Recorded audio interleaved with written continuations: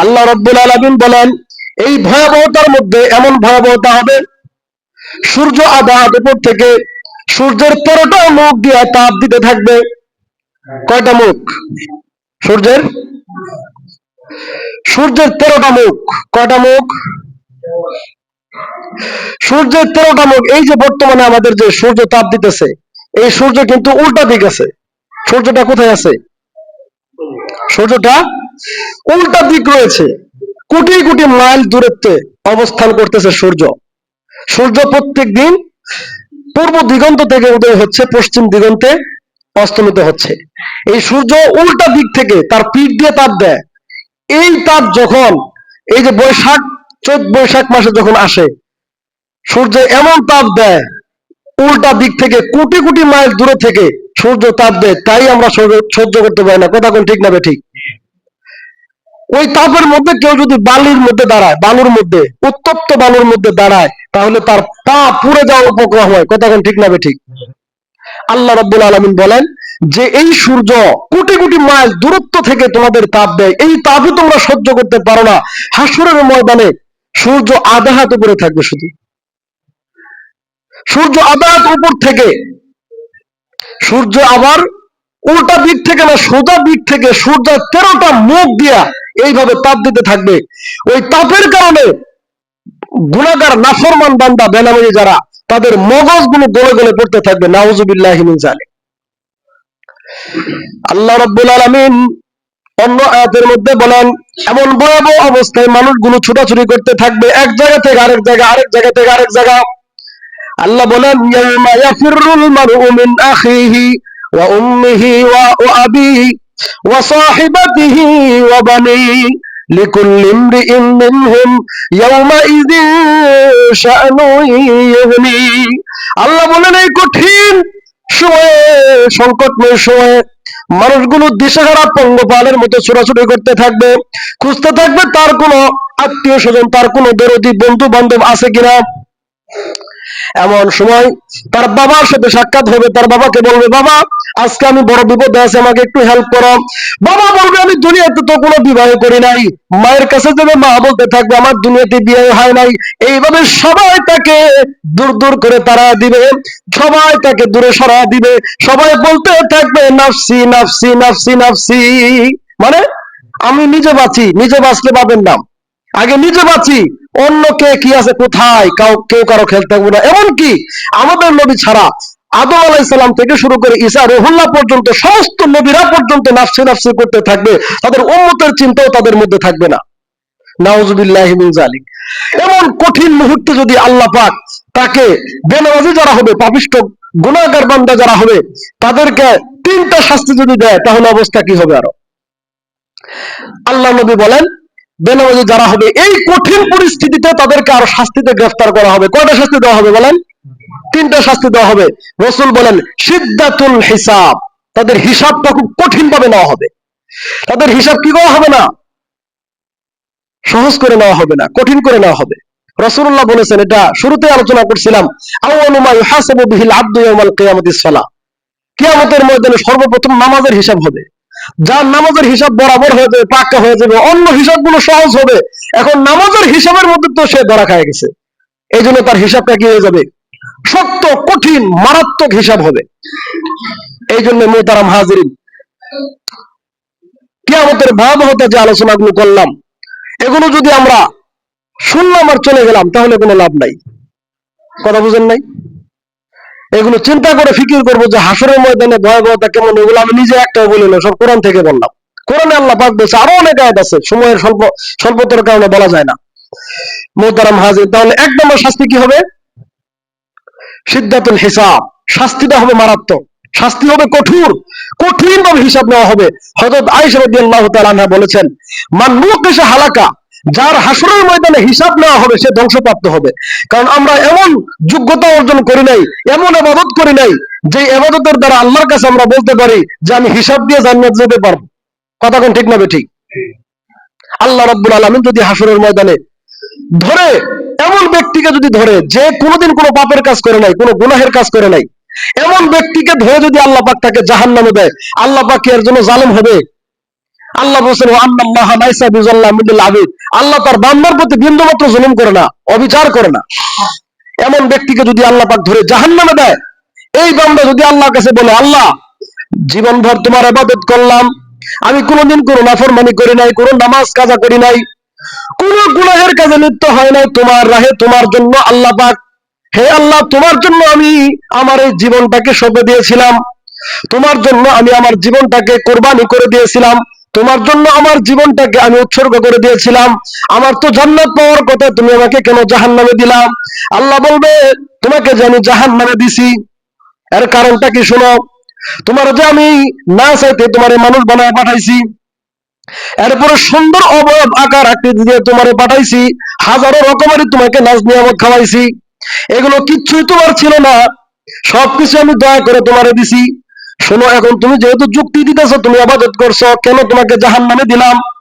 তোমাকে যে আমি বানাইছি, তুমি যে সেকেন্ডে সেকেন্ডে নিঃশ্বাস প্রশ্বাস নিছো, সেকেন্ডে সেকেন্ডে তুমি দুনিয়ার আলো বাতাস দেখছো, সেকেন্ডে সেকেন্ডে যে আমার নিয়ামত ভোগ করছো, এই সমস্ত নিয়ামতের বিনিময়ে আর তুমি যে সওয়াবের কাজ করছো এগুলো কাটাকাটি বরাবর, এখন ইকুয়াল টু জিরো, তোমার আমলনামায় কিচ্ছু নাই, যাও জাহান্নামে। আল্লাহকে যদি কেউ বলে জীবনে কেউ কোনো গুনাহ করে নাই, তারপরেও তাকে যদি আল্লাহ জাহান্নামে দেয়, এটা আল্লাহ পাকের আদল। আকীদার ভাষায় আকীদাগত ভাবে কি আদল মানে ইনসাফ করবে আল্লাহ পাক। আর যদি কোনো গুনাহগারকে আল্লাহ পাক জান্নাতে দেয়, এটা হবে আল্লাহ পাকের ফজল, দয়া, অনুগ্রহ, অনুকম্পা। কথা বুঝতে পারছেন? এই জন্য কেউ যদি বলে যে আমি হিসাব দিয়ে জান্নাতে যাব, হিসাব দিয়ে জান্নাতে যাওয়া সম্ভব না। আবার যদি কেউ মনে করে যে হিসাব দিয়ে যদি জান্নাতে যাওয়ার পামই না, অত ইবাদত করার দরকার নাই, নিরাশ হয়ে গেছে। তাহলে ঈমান কাকে বলা হয়? আল ঈমানু বাইনাল খাফা ওয়ার রাজা। আল্লাহ নবী বলা আকীদার কিতাবের মধ্যে পাওয়া যায়, আকীদাতুত তাহাবী এবং আকায়েদুন নাসাফি, এই দুইটা কিতাবের মধ্যে আছে যে ঈমান কাকে বলা হয়? ঈমানদার যে ব্যক্তি জাহান্নামের ভয় করে আবার জান্নাতের আশাও করে।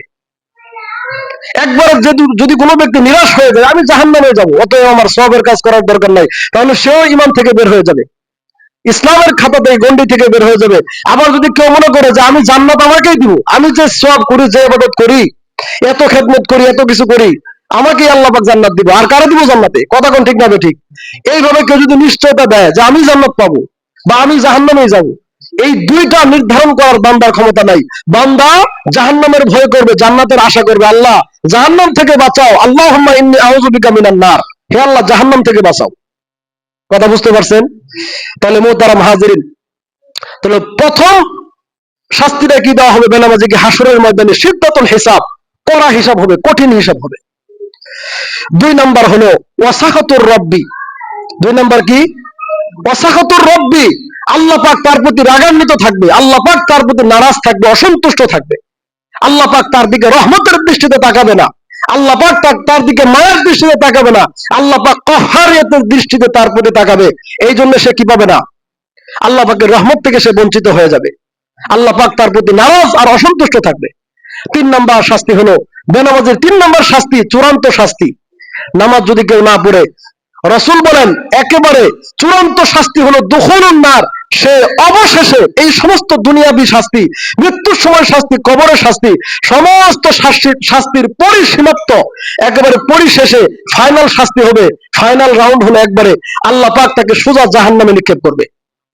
এই সমস্ত শাস্তি তো ভোগ করবে, অবশেষে শাস্তি ভোগ করে যদি জাহান্নামের ফয়সালা, জান্নাতের ফয়সালা হতো, তবুও তো একটা মনের ভিতরে শান্তি পাওয়া যেত। অবশেষে তাকে আবার নিদারুণ যন্ত্রণাদায়ক কঠিন শাস্তির ব্যবস্থা যাতে হয়, এই জন্য তাকে জাহান্নামে নিক্ষেপ করা হবে। মুহতারাম হাজিরিন, চূড়ান্ত সফলতা কাকে বলা হয়? আমরা মনে করি দুনিয়াতে আমার টাকা আছে, বাড়ি গাড়ি আছে, ব্যবসা বাণিজ্য আছে, অনেক ক্ষমতা আছে, দাপট আছে, আমি দাপটে, আমি ক্ষমতার বলে অনেক কিছু করতে পারি, মুহূর্তেই কাউকে খুন করতে পারি, মুহূর্তে কাউকে মাথায় বাড়ি দিতে পারি, মুহূর্তে আমি এটা করতে পারি, সেটা করতে পারি, আমার অনেক দাপট, অনেক ক্ষমতা। সে কি সফল হয়ে গেছে? কথা কন। শেরপুরে তার 2টা বাড়ি আছে, ঢাকা শহরে 3টা বাড়ি আছে, বিভিন্ন দেশ বিদেশে বাড়ি করছে, second home, third home, fourth home, কয়েকটা বাড়ি আছে, কোটি কোটি টাকা ব্যাংক ব্যালেন্স, সুইস ব্যাংকে টাকা আছে, সে কি সফল? কথা কন ঠিক না ঠিক? সে কি সফল? সফল কাকে বলা হয়? সফল কাকে বলা হয়? আল্লাহ পাক কোরআনে বলেছে, আল্লাহ বলেন ফামান যুহজিহা আনিন নারি ওয়া উদখিলাল জান্নাতা ফাকাদ ফাজ। যাকে আল্লাহ রাব্বুল আলামিন কঠিন হাসরের ভয়াবহতার আলোচনা যে করলাম, এই কঠিন ভয়াবহ পরিস্থিতি থেকে আল্লাহ পাক যাকে বাঁচাবে, জাহান্নামের শাস্তি থেকে যাকে বাঁচায়া ওয়াদখিলাল জান্নাহ, জান্নাতে প্রবেশ করে দিবে, ফাকাদ ফাজা, আল্লাহ বলেন সে পাস, সে সফল। সফল ব্যক্তি কারা? যারা দুনিয়াতে যেমন জিন্দেগি কাটুক, ফকিরেরা জিন্দেগি কাটুক, গরিবানা জিন্দেগি কাটুক, খুব কষ্টে জীবন যাপন করেছে, কিন্তু আল্লাহকে ভুলে নেয়, আল্লাহকে ছাড়া নাই, সততা নীতি নৈতিকতা নিয়ে চলছে, হক কথা বলছে সবসময়। দুনিয়ার সামান্য এই ক্ষণস্থায়ী, আজকে মরে গেলে কালকে আমার জীবন শেষ, কেন আমি অন্যের কাছে সারেন্ডার হবো, কেন অন্যের কাছে মাথা নত করবো, কেন অন্যের গোলামি করবো? আমি গোলামি করবো একমাত্র কার? কথা কন, আল্লাহর গোলামি করবো। কোন মানুষের গোলামি করলে আল্লাহ পাক কি দিবে না? জান্নাত দিবে না। এই জন্য মুহতারাম হাজিরিন, অল্প সময়, এই অল্প সময়টা যদি আমরা কাজে লাগাতে পারি, তাহলে হাসরের ময়দানে আল্লাহ পাক রব্বুল আলামিন আমাদের জন্য কি রাখছেন? অফুরন্ত অনাবিল নাজ নিয়ামতের ব্যবস্থা করে রাখছে, যেই নাজ নিয়ামতের কথা পৃথিবীর কোন মানুষ আজ পর্যন্ত শুনে নাই। আল্লাহ পাক রব্বুল আলামিন কোরআনে হাকিমের বিভিন্ন জায়গায় জান্নাতের নাজ নিয়ামতের কথা বলা হয়েছে। হাদিস শরীফের মধ্যে আল্লাহ নবী বলেন, মা আদাতু লিইবাদিয়াস সালিহিন মা লা আইনুন রাআত ওয়ালা উযুনুন সামিআত ওয়ালা খাতারা আলা কলবি বাশার। আল্লাহ নবী বলেন যে আল্লাহ পাক বলেন, আমি আমার নেককার সালেহীন নামাজি বান্দাদের জন্য জান্নাতের মধ্যে এমন নাজ নিয়ামতের ব্যবস্থা করেছি, যেই নাজ নিয়ামতের কথা কোনো চর্মচক্ষু দেখে নাই। কি করে নাই? কোন চর্মচক্ষু দেখে নাই। বলা উযুনুন সামিআত, কোন কর্ণ ওই জান্নাতের নাজ নিয়ামতের কথা শুনে নাই কোনোদিন। ওয়ালা খাতারা আলা কলবি বাশার, এমনকি চোখে দেখবে তো দূরের কথা, কান দিয়ে শুনবে তো দূরের কথা, অন্তর দিয়ে চিন্তা কইরাও জান্নাতের নাজ নিয়ামতের একটা স্ট্রাকচার সে দাঁড় করাইতে পারে নাই যে জান্নাতের নাজ নিয়ামতটা কেমন হবে। কথা বুঝতে পারছেন? এই জন্য এমন জান্নাত যদি আমরা পেতে চাই, সামনে রমজান মাস আসতেছে, আমরা তওবা করে ইস্তেগফার করে আল্লাহর জন্য নিজেকে সঁপে দেই। এই দুনিয়ার ক্ষণস্থায়ী অল্প সামান্য হায়াতটাকে যদি মোটামুটি ভাবে কাজে লাগাতে যেতে পারি, হারাম থেকে বিরত থেকে, 5 ওয়াক্ত নামাজ পড়ে, অন্যের ক্ষতি করা থেকে বিরত থেকে কয়েকটা কাজ যদি আমরা মৌলিক করতে পারি, তাহলে আল্লাহ পাক আমাদেরকে এমন নাজ নিয়ামতপূর্ণ জান্নাতের বরাদ্দ করে রাখছে। সুবহানাল্লাহ। এই জন্য মুহতারাম হাজিরিন, সামনে রমজান মাস যেহেতু আসতেছে, রমজান মাসের ধারাবাহিকতা আলোচনা হবে।